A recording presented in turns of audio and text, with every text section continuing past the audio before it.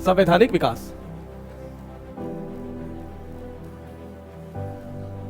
संवैधानिक विकास,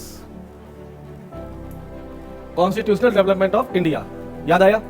तो जब हमने ये क्लास की थी तो आपको बताया था हमने 1773 के रेगुलेटरी एक्ट से शुरू किया, पिट्स इंडिया एक्ट पढ़ाया, इसी के बीच एक्ट ऑफ सेटलमेंट पढ़ाया था। ये सब याद कर पा रहे हो?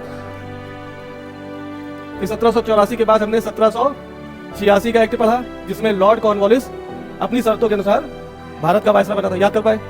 1786 के बाद हमने 1813 का एक्ट पढ़ा। इस एक्ट के में क्या इंपॉर्टेंट था? इस एक्ट में क्या इंपॉर्टेंट था कि ब्रिटिश ईस्ट इंडिया कंपनी को अपने एकाधिकार, व्यापारिक एकाधिकार त्यागने पड़े थे। सिर्फ चाय, चीनी नहीं सर, चाय और चीन के साथ व्यापार सिर्फ ब्रिटिश ईस्ट इंडिया कंपनी का मोनोपोली था, बाकी सभी व्यापार सभी कंपनियों के लिए खोल दिए गए थे। फिर हमने 1833 का चार्टर एक्ट पढ़ा था।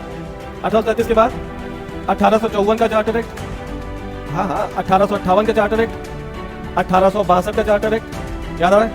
1892, 1909, 1919, 1900, ये सभी चार्टर एक्ट की क्लास आपको मिल जाएगी। कहां पर?